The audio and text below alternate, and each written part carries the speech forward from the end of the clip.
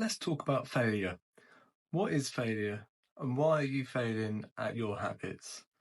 The main reason why you're probably failing at your habits is you've made your habits too big. This is a big thing that people tend to do. They tend to overthink about, oh, I want to run a marathon. I want to, get six pack abs in a month. They try and do things way too quick and way too big. There's nothing wrong with having big goals or striving for something greater, but the downside is if you don't actually set yourself up right.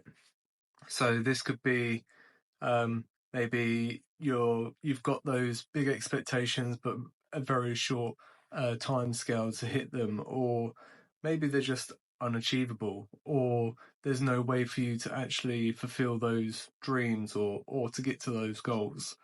So remember, the easiest way to get to those big goals eventually is to always start small. Although it sounds silly, but having those small goals or those small habits to start off with really helps build up those bigger habits. So if you, let's say you do want to do a marathon, you don't try and do a marathon on day one. You don't try and do a 10K run on day one unless you physically can. What you want to do is just get that motivation to get outside. So you could just start with a 5 minute run, especially if you're just getting used to it, just starting. Just go outside, go for a very quick run, or even if you want to make it even smaller, even if thinking about doing that's hard, just put your running shoes by the front door. That's all you have to do.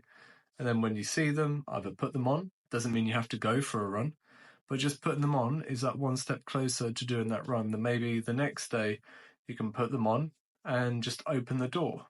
You don't have to go outside, but it's just an extra little step closer to where you want to get. After that, you can go outside and just walk to your local shop. And then normally once you start getting that momentum of actually doing something, you go, well, I'm already out. I'll just run around the block. So that could start to build up, and then once you've done that a few times, you might feel like actually, I can do a bit more. I can run round to my local park, and that might add an extra kilometre or mile or however much it does, and you just build upon that one time after the other, and eventually, as long as your fitness kind of keeps up and you don't overtrain, you'll start hitting that goal, or you'll be able to hit that goal. But you always have to start small. Again, if it comes to you want to read a book, you want to read a book a month, then instead of going, oh, I've got to sit down for hours just trying to read a book, you just go, okay, I'll just open the page and read one paragraph, read one page. It'll take 30 seconds, a minute, and then you're done. And over time, you'll start to build on that, and you might go, actually, I've got a bit of time. You might, even if you were to do 10 stints of 1 minute, kind of intervals. So let's say in the morning you wake up, you go downstairs, you're waiting for your coffee to brew. Then you can just read a couple pages while that's brewing, put it back down, and then later on during the day, you might feel like either you've got another coffee to make or you've got another kind of 5 minutes to spare. Pick up that book, read a few pages, and do that during the day. And you probably feel like you actually get somewhere because you might have read 10, 20 pages during the day without actually thinking about it. And this is one of the great things is if you can try and implement the small things, it will eventually build up to become a big thing. And then you might actually start to enjoy it and go, actually, I'm going to block out a bit of time for me to sit down and read the book, whether it's in the morning, during the day, in the evening, whenever's best for you. And then obviously you can carry on building that. Another big reason why we fail at trying to achieve our habits and get to those goals is because we rely on motivation. At the beginning, we feel like it's endless. We feel like it's going to get us through the hard times, and it's really going to be there all the time. And unfortunately, it's not. It's one of those things that does actually dwindle quite quickly most of the time, and just relying on that motivation really doesn't help. And on those hard days, so whether, let's say it's like waking up in the morning, trying to wake up early, at those times, the day before, you might go, yeah, I'm really motivated, I'm going to do this, I'm going to wake up early, I'm going to do this, and I'm going to do that, and your alarm goes off, and you really just don't feel it. That motivation is just gone instantly, and what do you have to get you through it? And unfortunately, you just can't rely on it. This is where, like I mentioned before, is having those small habits is what's going to make a big difference. So let's say you are trying to wake up earlier, instead of saying, right, I'm going to wake up at 5 o'clock when you're normally waking up at 6 o'clock.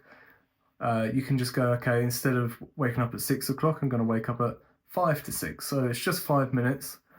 And although it's small, it's something that you can kind of build on, because you can, when you do wake up, you're like, okay, it's just 5 minutes. I've just missed 5 minutes, and it's fine. And sometimes you might even wake up a little bit earlier than what you expect. So it kind of helps. And with that way, you can slowly kind of reduce the time and get closer to that 5 o'clock. You might find you get to a point where, let's say you get to 5:30 and you're really struggling at 5:30, just stick with it. Don't try and reduce that time anymore. Just take your time, wait until your body kind of gets used to that time, until you feel comfortable waking up at that time. And then when you do start to feel comfortable, then you start putting it back down. So then go at 25 past 5 and bring it down to 20 past 5 and so on.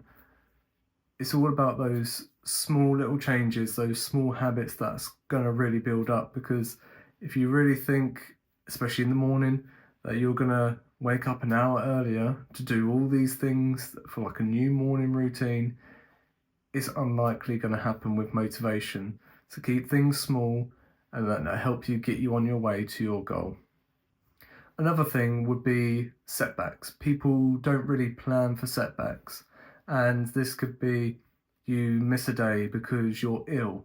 Let's say you wanted to go for that run and you've been doing it for, let's say you've been doing it for 2 months, and you're really motivated, and you've got it into a good routine, and then you miss a day because you just don't feel right. You might have the flu or whatever it is, and you've not planned for it. Or you go away, let's say you go for a trip for the weekend, and you miss one of your runs.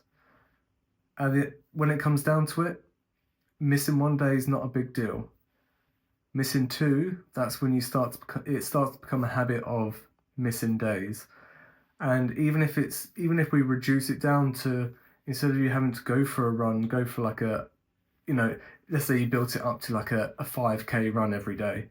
Instead of doing the 5K, you have to have a minimum set where you go, it could just be exercise rather than going for a run. So it could just be a 60-second exercise. So nothing too intense, but you're still keeping to your exercise habit. And with those setbacks, it means that you're not kind of making it a habit of missing time, because as soon as you get used to, oh, I'll do it tomorrow, or oh, I'll give it a couple of days and I'll get back on it, that is when you lose that momentum. That's when you start making that habit of not doing it. So planning for setbacks. So if you are someone who travels, or even if on the odd occasion you might travel where you know you're going to travel in the future, plan for what you're going to do when you are traveling. Plan for those days when you do get ill. What could you do instead? Plan for those days where, let's say, your child is sick, so you can't go out or you can't do something. What can you do at home instead? What can you do at home instead of going outside? Try and think of different ways to have your habit, to change it up a bit, so that you're not just fixed on just doing this one thing. You have multiple things you can do to tick that box to say you've still done your habit, but it might just be in a slightly different way. And that way you're still keeping that habit alive, just in a slightly different way. Hopefully with these 3 things in mind, you'll help to build a nice strong habit. So keep them small, prepare for setbacks, and don't rely on motivation.